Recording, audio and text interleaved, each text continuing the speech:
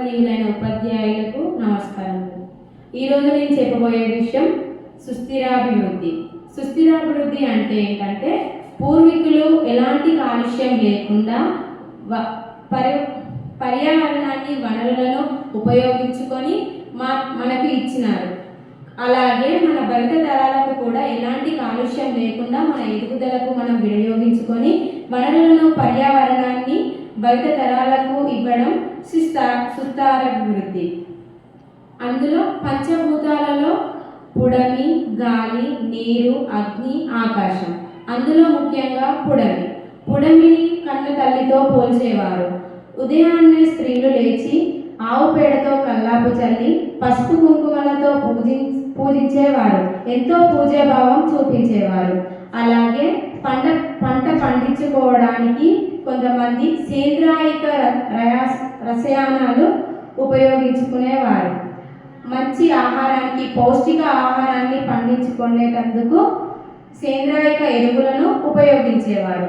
అలాగే ఇప్పుడు ప్రస్తుత కాలంలో ఎంతో కాలుష్యం అయ్యేటటువంటి రసాయనాలు, రంగులు ఉపయోగించి కల్లాపులాగా చల్లడం, అలాగే ఎక్కువ జనాభా సంఖ్య ఉండడం వల్ల తక్కువ కాలంలో ఎక్కువ పంట రాబడికి అనేక కాలుష్యం అయ్యేటటువంటి రసాయనాలు ఎరువులాగా ఉపయోగించి ఎంతో అనారోగ్యానికి గురయ్యేటువంటి పంటలు పండిస్తున్నారు.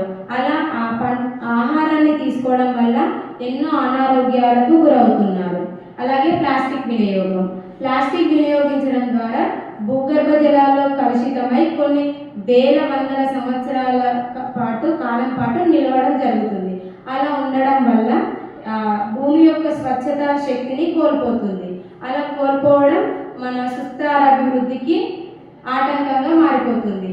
మన ముందు తరాలకు మంచి భూమిని మనం అందించాలి అని అంటే ప్లాస్టిక్ వినియోగం వాడటం తగ్గించాలి. అలాగే రసాయనాలు తగ్గించడం మన యొక్క ముఖ్య పాత్ర. అలా చేసి మన బయట తరాలకు మంచి పొడమిని అందించడమే ఈ సుస్థిరాభివృద్ధి. అలాగే రెండవది నీరు భూమిపై ఉన్న ప్రతి ఒక్క జీవనాధారులకు ప్రధాన ఆధారం. నీరు లేనిదే ఏ జీవరాశి కూడా బ్రతకలేదు. అలాంటి నీరుని ఎంతో కాలుష్యం చేస్తున్నారు. పూర్వంలో భాద్రపద మాసంలో వచ్చేటటువంటి వర్షాలు ఎంతో పరిశుభ్రంగా చేయడానికి వినాయక చవితి పండుగను జరుపుకునేవారు. ఆ వినాయక చవితి పండుగ వినాయకుడిని బంకమట్టితో చేసి 21 రకాల పాత్రలతో పూజించేవారు. అలా చేసిన తర్వాత ఆ వినాయకుడిని నీళ్ళల్లో నిమజ్జనం చేసేటప్పటికి అందులో ఉన్న క్రిమి కీటకాలు ఇంకేదైతే కాలుష్యంగా మానవులకు, జీవరాశులకు అనారోగ్యం పాల్పడేటటువంటి ఏమైనా పదార్థాలు ఉంటే అవి నశించేవి, మంచి నీరుగా మారేటివి. కానీ ప్రస్తుత అతి తెలివితో, పిచ్చితనంతో అందరూ రంగుల వినాయకుడిని పూజిస్తూ అది నీటిలో నిమజ్జనం చేయడం ద్వారా అందులో ఉన్న క్రిమి కీటకాలే కాకుండా ఇంకా ఈ రంగుల వల్ల కలుషితం అవ్వడంతో ఇంకా చాలా అనారోగ్యాలకు గురవుతున్నారు.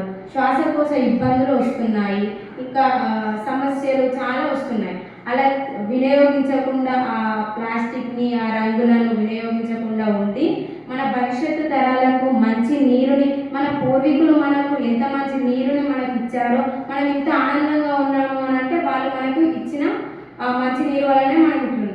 అలాగే మన భవిష్యత్తు తరాలకు కూడా వాళ్ళు వారికి శాపంగా మారకుండా వారు మంచిగా ఉండాలంటే మన మంచి నీరుని సుస్థిరాభివృద్ధి చేయడమే ముఖ్య ఉద్దేశం. అలాగే మూడవది గాలి వలన పూర్వం ఎటువంటి వాహనాలు వినియోగించకూడకుండా ఉండేవి. అలాగే వాహనాలు ఇప్పుడు పెట్రోల్, డీజిల్ అటువంటి వాహనాలు ఉపయోగించడం వల్ల వాయు కాలుష్యం చాలా పెరిగిపోతుంది. అలా చేయడం వల్ల అందరికీ ప్రాణాంతకమైన వ్యాధులు సంభవిస్తున్నాయి. ఇప్పుడున్న ప్రస్తుత కాలంలో గొప్ప వ్యక్తులు కొందరు సిఎన్జి గ్యాస్ వెహికల్స్, అలాగే గ్యాస్ మాలిక్యూల్ సిఎన్జి గ్యాస్ వాహనాలు, విద్యుత్ వాహనాలు ఇలా ఎన్నో కనిపెట్టారు. ఆ వాహనాలు వినియోగించి మనం ఆ కాలుష్యాన్ని తగ్గించి మన భవిష్యత్తు తరాలకు మంచి గాలిని ఇవ్వడం మన మన ఉద్దేశం. అలాగే ఈ సుస్థాభివృద్ధిలో పాల్గొనడానికి మీరందరూ ముందుకు వచ్చి, అలాగే నేను ఈ సుస్థాభివృద్ధిలో పాల్గొంటాను, మీరందరూ కూడా పాల్గొనాలని కోరుకుంటున్నాను. ధన్యవాదాలు.